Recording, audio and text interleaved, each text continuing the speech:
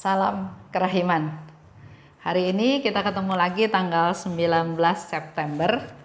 Kita akan baca dari 955, 956, 957. Hidup atas dasar kehendaknya.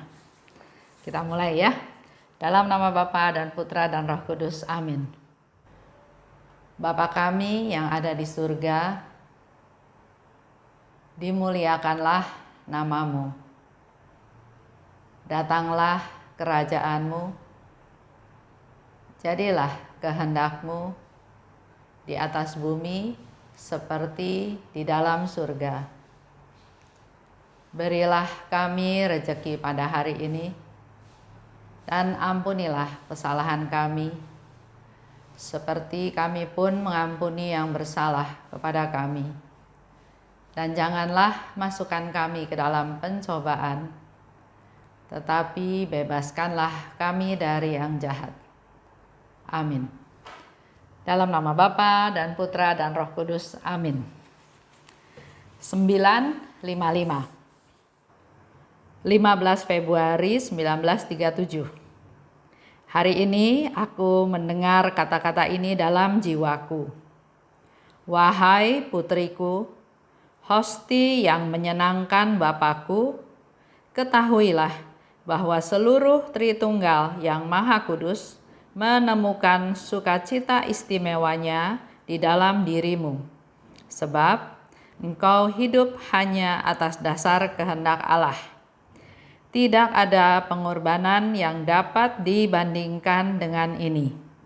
956.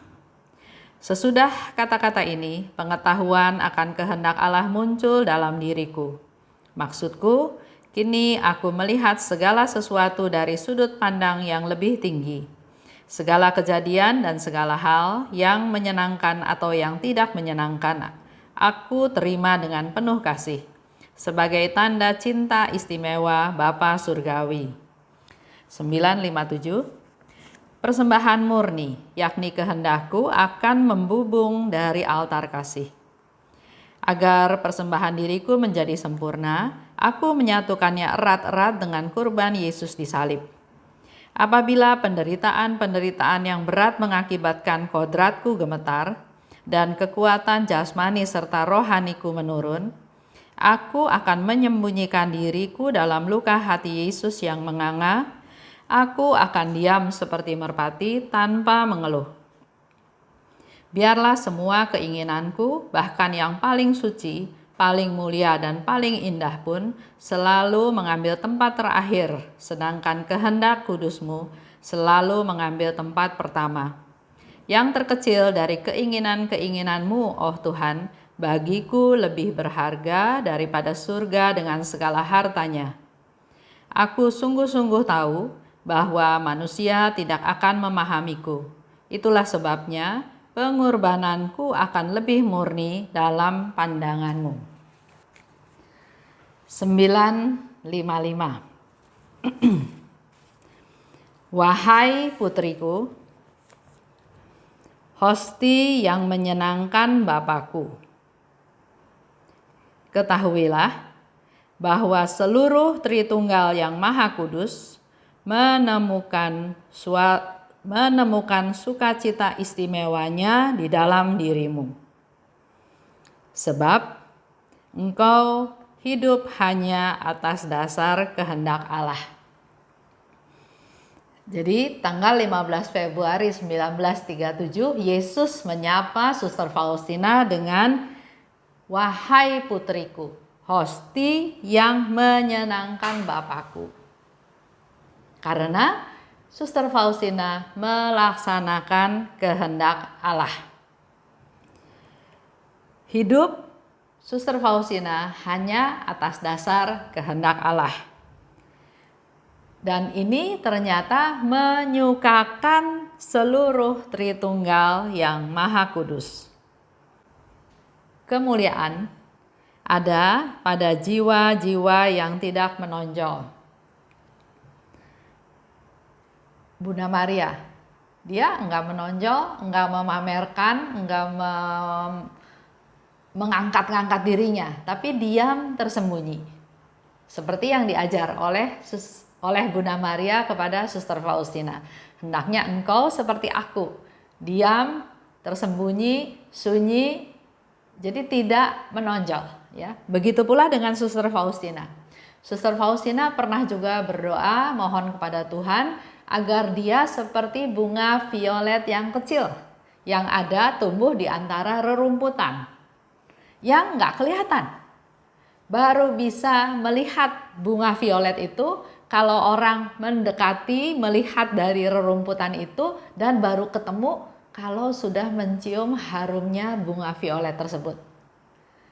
Jadi kita belajar jangan menonjolkan diri, jangan pamer kekuasaan, pamer kekayaan, pamer harta, ya itu semua nggak ada gunanya.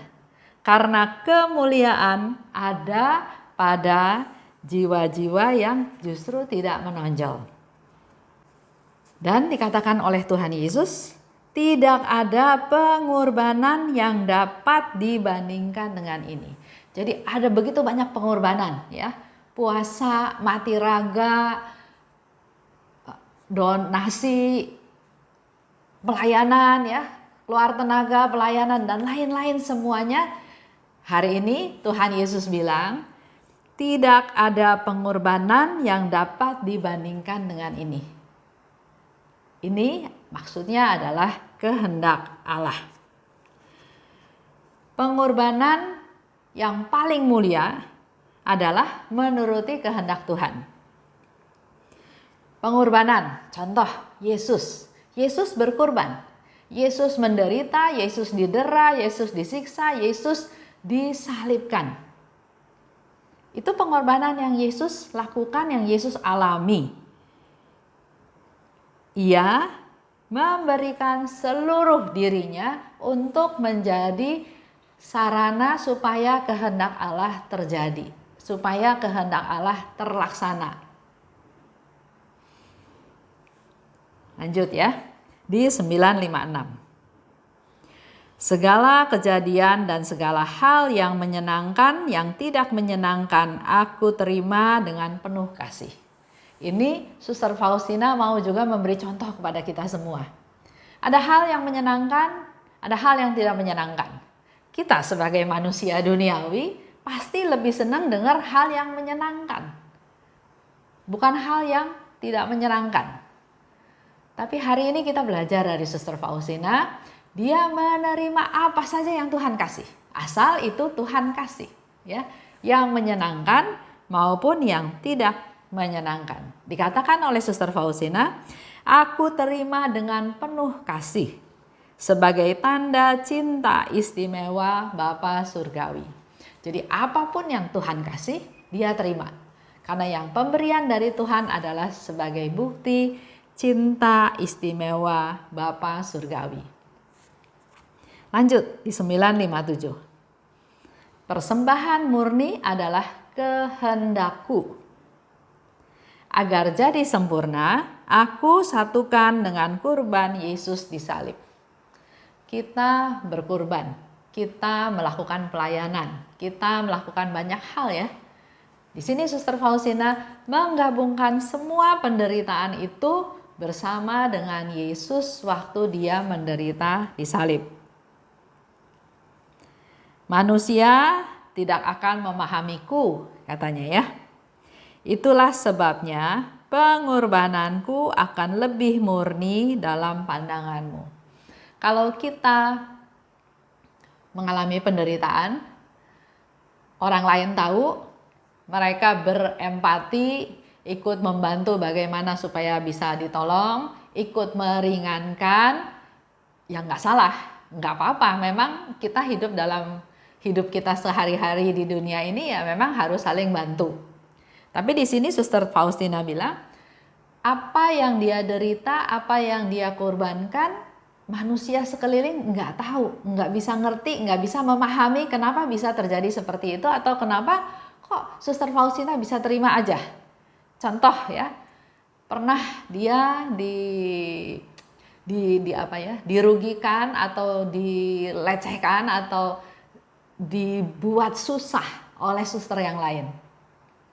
Begitu menderitanya dia, begitu kurang ajarnya dalam tanda kutip suster tersebut merugikan suster Faustina, sehingga suster-suster lain memberikan dua jabatan, dua sebutan kepada suster Faustina.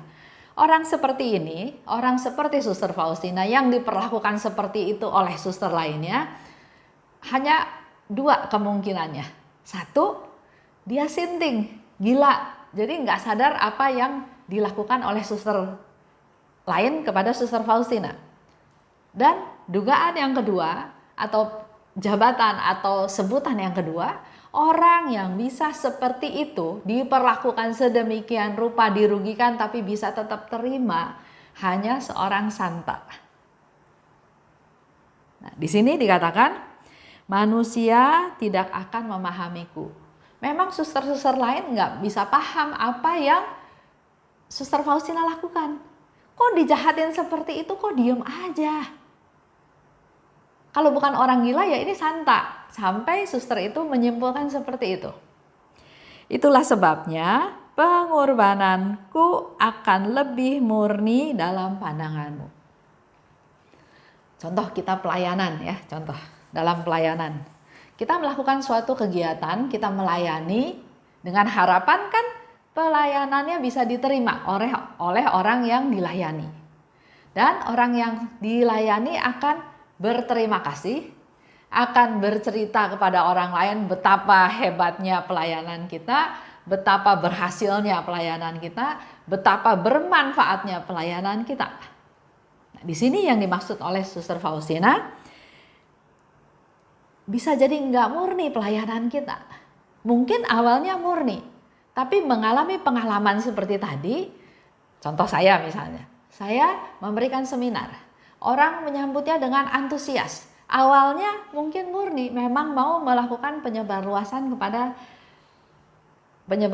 kerahiman ilahi ya kepada para peserta yang hadir.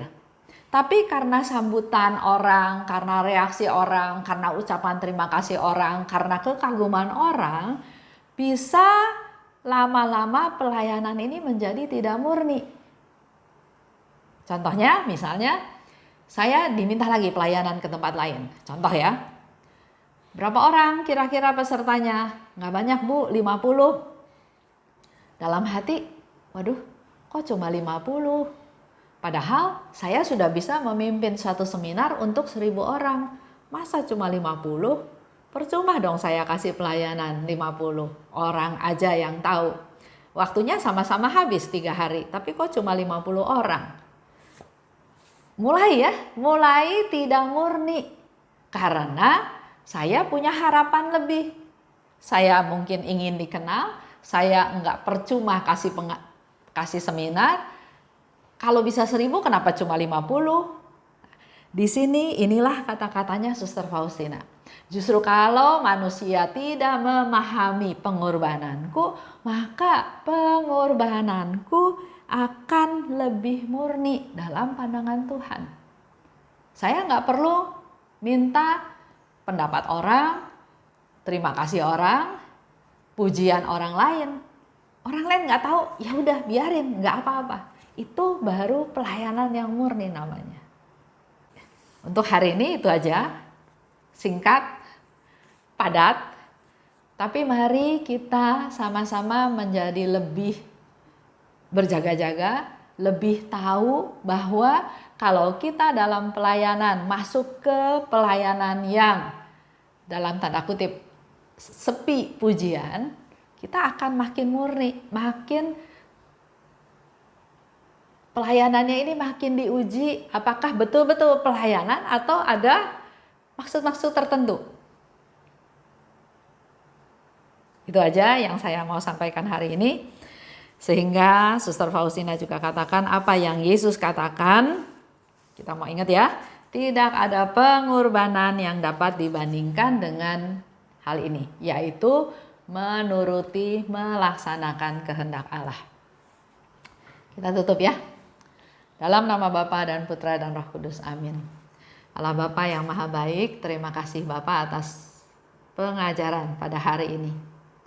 Tuhan Yesus sendiri yang berkata kepada Suster Faustina tentang apa yang sudah dilakukan oleh Suster Faustina, menuruti kehendak Allah.